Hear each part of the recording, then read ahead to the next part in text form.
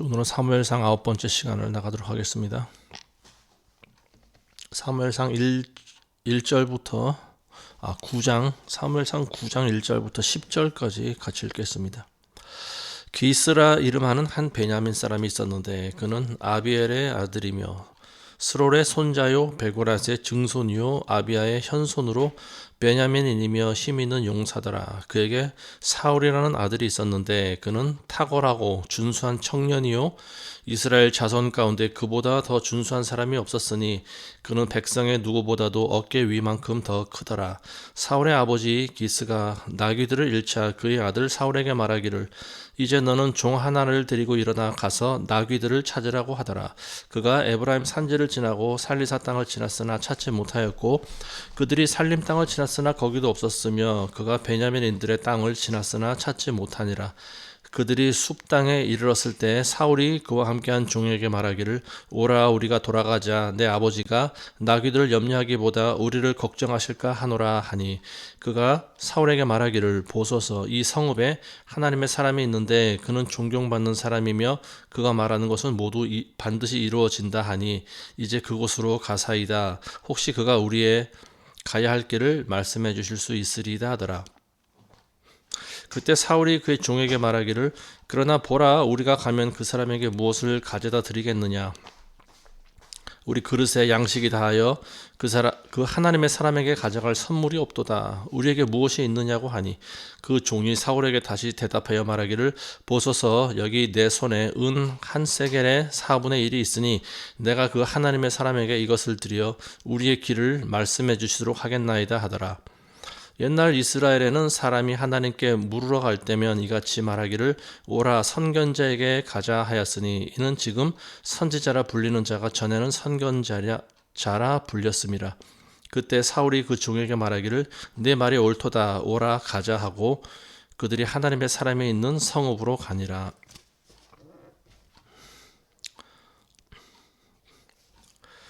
사울이라고 하는 사람이 이제 등장하는 그 내용이 나오고 있는데요. 사무엘상 9장에 이제 드디어 사울 왕이죠. 이스라엘의 초대 왕이었던 사울이 이제 등장합니다. 아직은 이때는 기름 부음 받기 전이었고요. 이 하나님께서는 이제 백성들의 요구대로 왕을 만들어 주시는데 누구를 선택하실지에 대해서는 이제 하나님의 전적인 주권이죠. 사무엘도 본인이 스스로 지명하는 것이 아니고 이 사울 왕의 뒤를 이어서 왕이 될 다윗도 역시 하나님께서 정한 사람에게 가서 기름을 부었습니다. 이 사울도 마찬가지고요. 사무엘도 이 사울이라고 하는 청년을 전혀 모르고 있는 그런 상황입니다. 그런데 하나님께서 지금 이 사울을 선택하셔서 이제 이스라엘의 왕으로 되게 하려고 하시는 거죠. 근데 이 사무엘과 사울을 이제 만나게 하시는 어떤 스토리가 또 이렇게 전개가 되고 있는데요. 그 사울이 이제 그 베냐민 지파 사람입니다. 그 아버지는 기스라고 하는 사람인데요. 근데 어느 날 이 기스가 그 재산 중에 이제 키우고 있던 나귀들이 도망을 쳤어요. 그래서 아들에게 이제 사울에게 이렇게 말을 합니다. 나귀가 지금 도망갔으니 그걸 찾아오라고 그럽니다.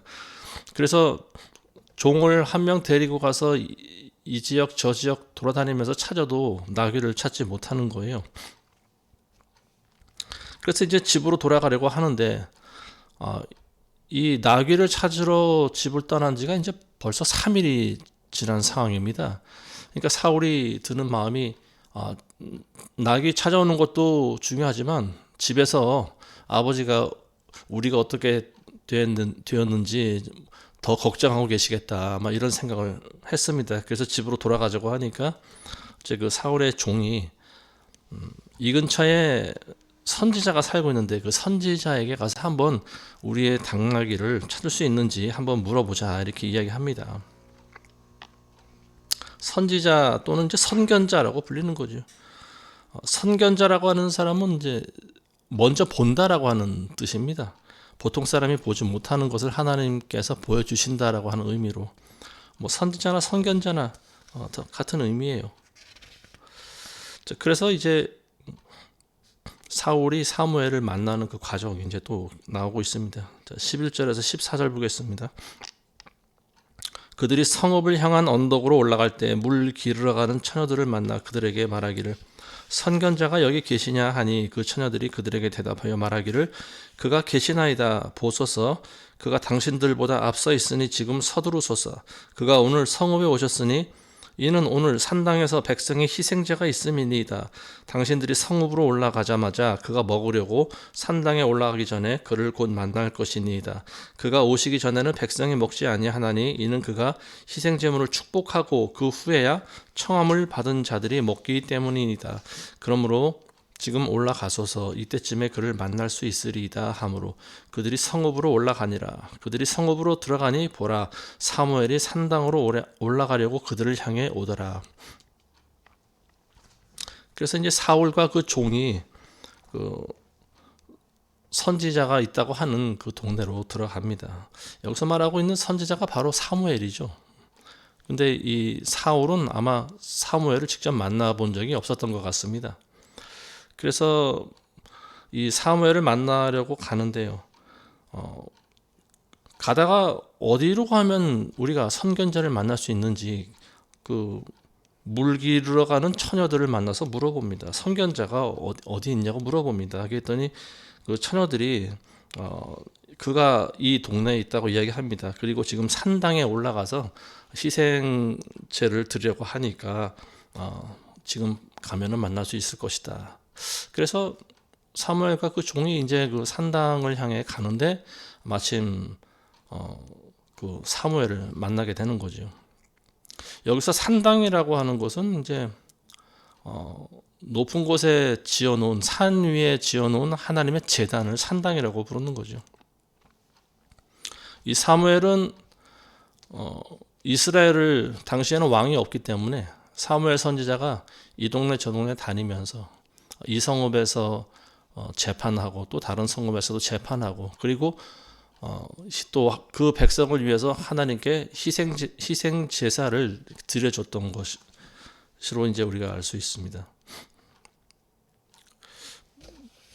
그 다음에 15절에서 24절 보겠습니다. 주께서 사울이 오기 전날 사무엘의 귀에 일러 말씀하시기를 내일 이맘때 내가 베냐민 땅에서 온 한 사람을 내게 보내리니 너는 그에게 기름을 부어 내 백성 이스라엘을 다스릴 대장으로 삼으라.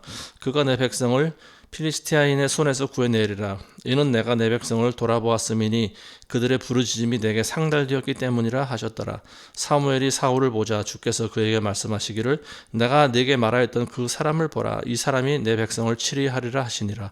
그때 사울이 성문에 있는 사무엘에게로 다가가서 말하기를 내가 청하노니 선견자의 집이 어디 있는지 내게 말해 주소서 하니 사무엘이 사울에게 대답하여 말하기를 내가 선견자라. 나보다 앞서 산당으로 올라가라.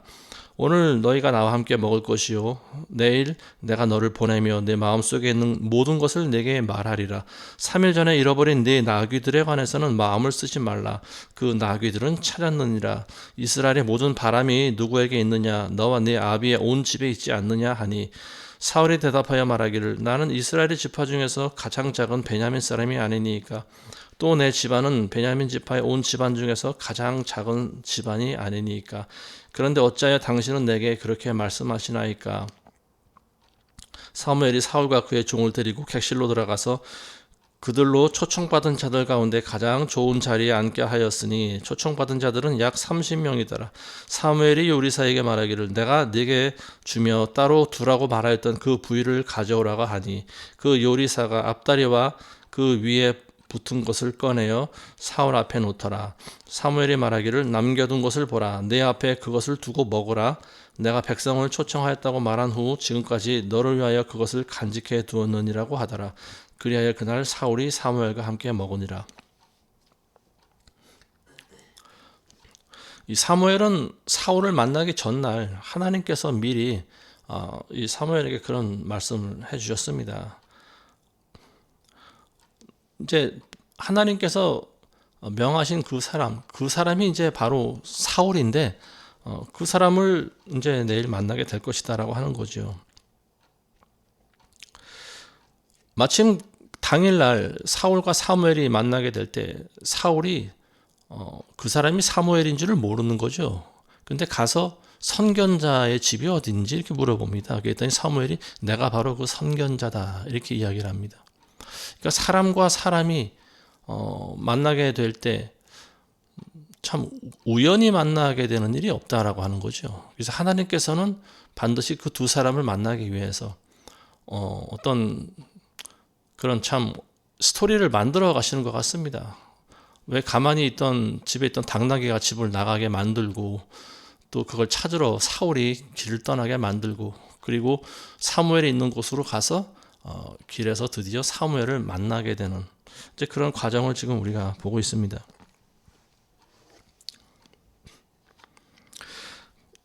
사무엘은 선지자죠. 그리고 하나님의 음성을 듣습니다. 그리고 앞으로 일어날 일들에 대해서 하나님의 말씀을 듣습니다. 사무엘이 내가 바로 네가 찾는 선견자다라고 이야기를 했을 때 사울이 믿지 못할 수도 있겠죠. 내가 당신이 선견자인 걸 내가 어떻게 알 수 있겠습니까? 뭐 밖으로 말은 안 꺼냈지만 어쨌든 이 사무엘은 사울의 마음을 훤히 아마 알고 있었던 것 같아요.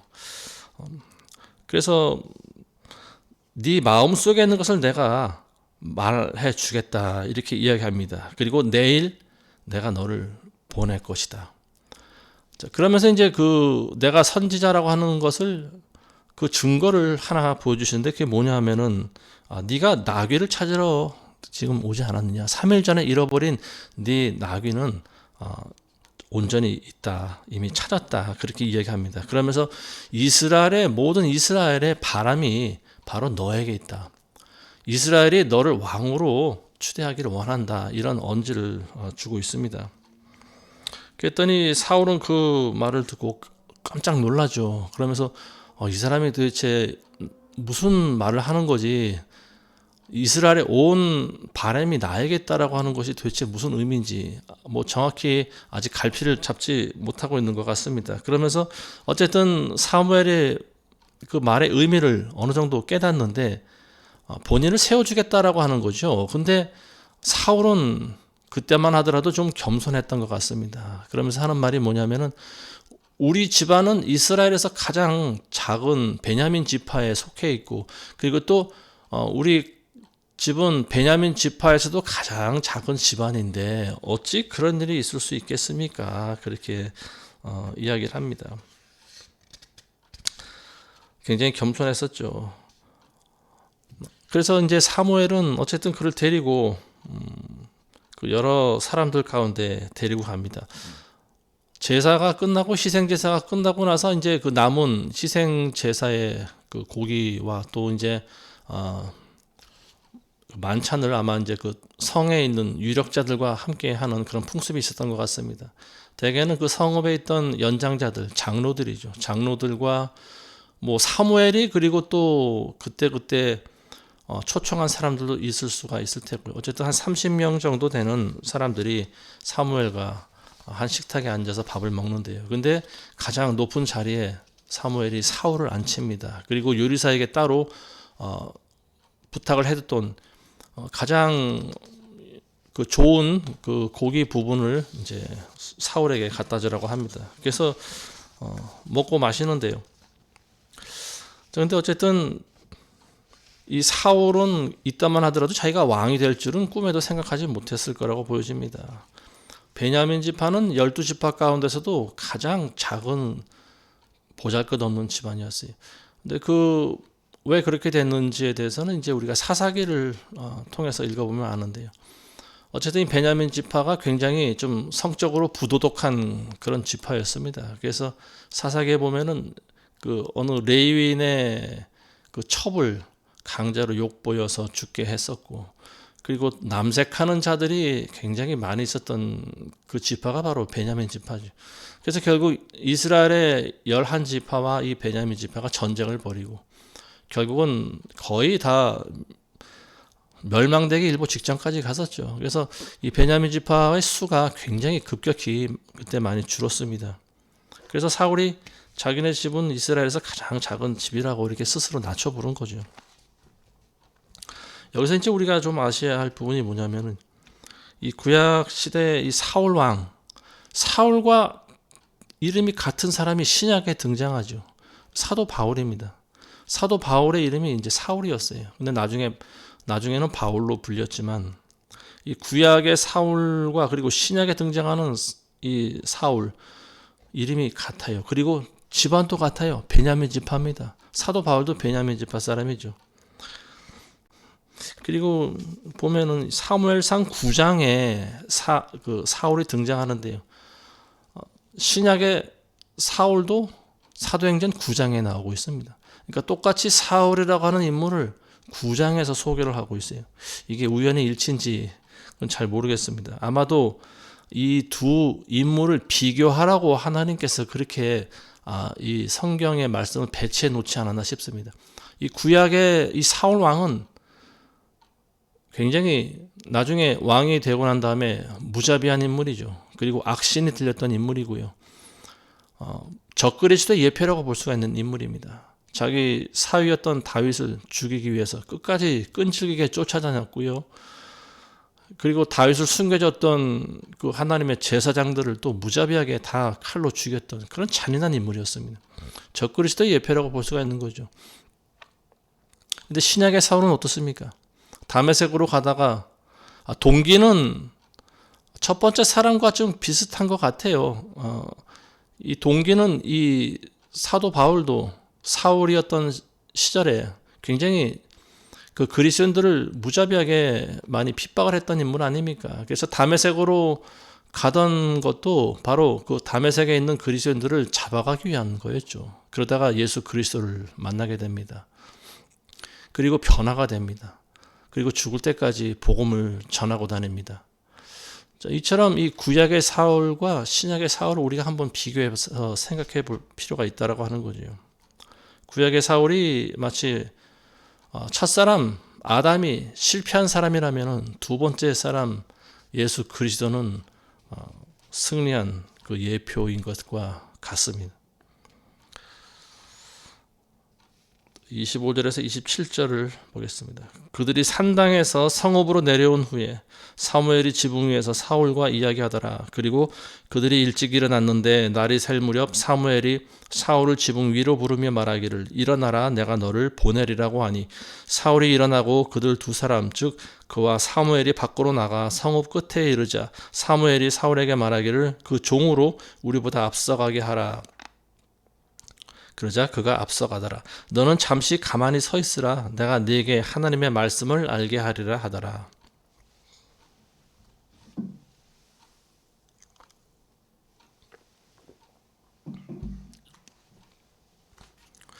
이 사무엘은 이제 사울과 그 지붕 위에 올라가서 이야기를 합니다. 여러 가지 이야기를 한 것 같아요. 어떤 이야기를 했는지 모르지만 그리고 그런 이야기를 합니다. 내가 너를 보낼 것이다. 내일은 내가 너를 보낼 것이다. 그렇게 이야기합니다. 그리고 이제 날이 밝아서 둘이 이제 헤어질 때가 됩니다. 그리고 보내기 전에 이 사울이 종을 먼저 가게 하고 너는 잠시 가만히 있으라고 합니다. 내가 하나님의 말씀을 너에게 전해주겠다.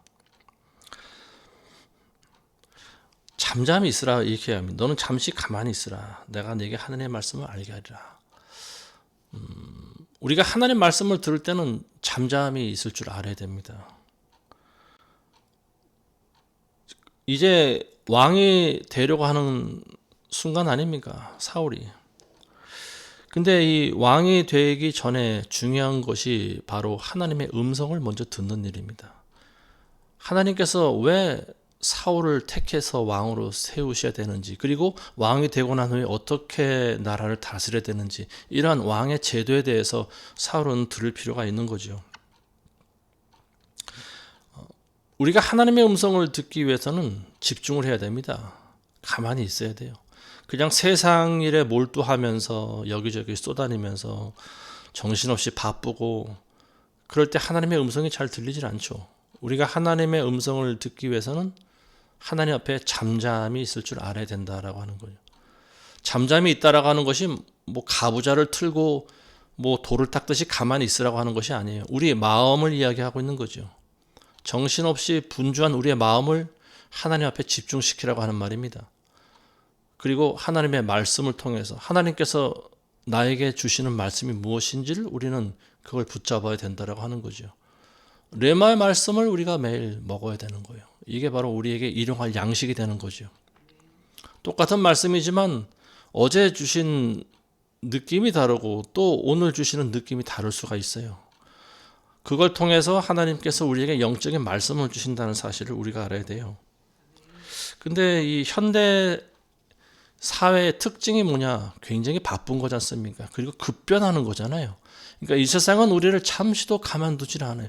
사람들은 잠시도 하나님 앞에 집중을 하지 못합니다. 우리가 하나님 앞에 집중할 수 있는 유일한 시간이 언제예요? 교회에 가서 예배 드릴 때. 그 시간 외에는 정신없이 사람들이 바쁘게 돌아다닌다라고 하는 말입니다. 근데 뭐 먹고 살기 위해서 열심히 일하는 사람들도 물론 있지만 한가한 사람들도 보면은 가만히 있질 못해요. 항상 손에 뭘 들고 들여다보고 있습니다. 바로 스마트폰이죠. 요즘엔 책을 보는 사람들이 별로 없는 것 같아요. 예전엔 전철 안에서 뭐 책을 보든지 아니면 뭐 그냥 눈을 감고 가만히 있든지 그런 사람들이 많이 있었는데 요즘에는 모든 사람들이 한 10명에 한 9명은 손에 스마트폰을 들고 있습니다. 그걸 다 뒤다보고 있어요. 할아버지들도 스마트폰을 보면서 뭘 그렇게 열심히 연구를 하는지 모르겠어요. 다니엘서에 보면은 다니엘 선지자가 그렇게 얘기합니다. 마지막 때는 지식이 증가하고 사람들이 이리저리 다닌다 그랬어요. 지금 바로 그 시대입니다. 이리저리 굉장히 빨리 다니죠. 심지어는 비행기를 타고 날아다닙니다. 그리고 그 어느 때보다 지식이 증가하는 시대예요. 요즘에 AI라고 하는 것이 등장했습니다. 벌써 몇 년 됐죠. 근데 AI가 등장하고 나서부터는 이 지식이 급속도로 올라가기 시작했어요. 수백 년 동안 연구하고 쌓아온 뭐 과학이라든지 뭐 문화라든지 여러 방면에서 인간들이 만들었던 그 지식을 수백 배나 빠르게 아주 가파른 곡선을 그리면서 올라가고 있는 그런 상황인데요. 이 AI라고 하는 것이 인공지능을 말하고 있는 거죠. 그리고 이미 웬만한 사람의 능력을 이미 뛰어넘은 지가 오래됐습니다. 어떻게 해달라고 하는 명령만 하면은 우리가 원하는 그 이상의 그런 정보와 그리고 또 그런 답을 해줍니다. 심지어는 그림까지 그려주고 영상까지 만들어주고 우리가 무엇을 원하든지 지금 AI가 가지고 있는 모든 정보력을 바탕으로 그걸 만들어주는데 정말 나자빠질 정도예요. 그걸 보고 있으면은 기계가 우리 인간의 마음을 읽고 있는 것이 아닌가라는 생각이 들 정도로 굉장히 지금 과학에 앞서 있는 그런 상황입니다. 그렇지만 지식이 이렇게 증가하는 때 많은 현대 지식인들이 부족한 것이 딱 하나가 있죠. 세상적인 지식은 많이 가지고 있지만 진리의 지식이 없다라고 하는 거예요. 진리의 지식이 뭡니까? 바로 하나님을 아는 거죠. 하나님을 아는 지식이 없다라고 하는 거예요. 사람은 하나님을 몰라도 하나님에 대한 정보를 많이 가질 수는 있어요. 근데 정작 내 안에 그러한 지식이 없다. 즉 믿음이 없다라고 하는 거죠. 창조주이신 하나님을 믿는 믿음이 없다. 하나님이야말로 모든 지식의 근원 되시는 분 아닙니까? 모든 지혜의 근본이 바로 하나님이세요. 모든 지혜와 지식이 하나님으로부터 나옵니다. 근데 정작 하나님을 믿지는 않지만 많은 지식만은 소유한 사람들이 오늘날 대부분이다라고 하는 거죠. 이 선지자 사무엘의 말처럼 하나님의 말씀을 듣기 위해서는 잠잠할 줄 알아야 된다라고 하는 거예요. 잠시라도 좀 가만히 있으라. 우리 마음을 하나님께 집중시켜야 된다라고 하는 거예요. 근데 지금 이 시대는 하나님에게 관심을 쏟고 그리고 하나님께 집중을 하지 못하게 만드는 시대입니다. 왜냐하면 홍수처럼 많은 볼거리들, 들을 것들, 즐길 것들 이런 것들이 막 쏟아지잖아요. 수많은 정보들과 오락과 뭐 스포츠와 운동 경기와 너무나 많은 그런 관심 분야들이 사람들의 눈과 귀를 지금 다 사로잡고 있어요. 그러다 보니까 하나님의 말씀을 안다고 하는 사람조차도 하나님의 말씀을 듣기 싫어하는 거예요. 재미가 없기 때문에 그렇습니다. 그 맛을 모르는 거죠. 하나님의 말씀이 꿀과 같이 달다라고 하는 것을 느끼지 못하는 사람들은 세상에 있는 것들을 통해서 자기를 만족시켜 갑니다. 자, 오늘 9장은 사울이라고 하는 사람이 이제 왕으로 세워지기 전에 사무엘과 만나는 그 내용이 나와 있습니다. 이 세상에 있는 모든 왕을 포함한 권세자들은 하나님께서 허락하심이 있기에 세워진 자들이다. 저는 그렇게 믿습니다. 그렇지만 하나님이 허락하셔서 한 민족이나 한 나라를 다스릴 수 있는 그런 지배자로 세워졌지만 결과적으로 보면 그 사람들이 과연 하나님의 음성을 듣고 그대로 순종하느냐, 그런 사람들이 거의 없다라고 하는 말입니다. 아마 전무할지도 몰라요. 지도자라고 하는 자는 공의와 정의로 나라를 다스려야 됩니다. 하나님의 음성대로 나라를 다스리는 것이 가장 바람직하죠. 근데 그런 사람들이 과연 있을까요? 사울이 처음 왕이 되었을 때만 해도 사울은 겸손함을 가지고 있었어요. 그리고 모든 백성들 가운데 가장 탁월하고 준수한 자였습니다. 보통 사람보다 머리 하나가 더 큰 그런 용사 중에 용사였어요. 그래서 이 사울이 왕이 되자마자 백성들은 그를 보고 진정한 왕의 제목이다라고 인정을 받을 만한 그런 탁월한 자였습니다. 그렇지만 사울의 단점은 성격이 너무 급하다라고 하는 거였죠. 그래서 사무엘이 오기 전에 결국 자기가 하나님께 제사를 먼저 드려버립니다. 선지자가 와서 드리는 것이 그게 정상인데 왕이 자기가 하지 말아야 될 짓을 한 거죠. 월권을 한 거죠. 그래서 그 일로 책망을 받게 되고 결국은 하나님으로부터 버림까지 받게 됩니다. 택함은 받았지만 버림을 받게 되는 거예요. 이런 일들이 성경에는 종종 나옵니다. 가룟 유다 같은 경우도 그랬죠. 예수님으로부터 택함은 받았지만 결국 버림받은 자 아니었습니까?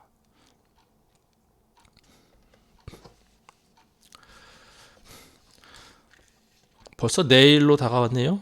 윤석열 전 대통령에 대한 1심 선고가 이루어지는 날인데요. 지기현이라고 하는 그 판사가 아무쪼록 어떤 권력에 치우친 그런 편향된 판결을 내리지 않고 법대로 헌법에 명시된 대로 그런 공정한 재판을 하기를 우리가 기도해야 될 것 같습니다. 제가 봤을 때 이미 우리나라는 한쪽으로 기울어진 나라입니다. 좌쪽으로 이미 심하게 기울어진 나라예요. 요즘 가끔 보듯이 보수 우파라고 알려진 그 정치인들, 그리고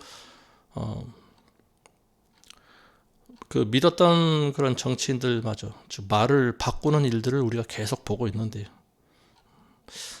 아마 이런 것들이 이 교회 배교에 대한 하나님의 심판이 아닌지 모르겠습니다. 어쨌든 내일 중대한 또 심판이 있게 되고 전 세계가 내일의 결과에 지금 집중하고 있는 것 같습니다.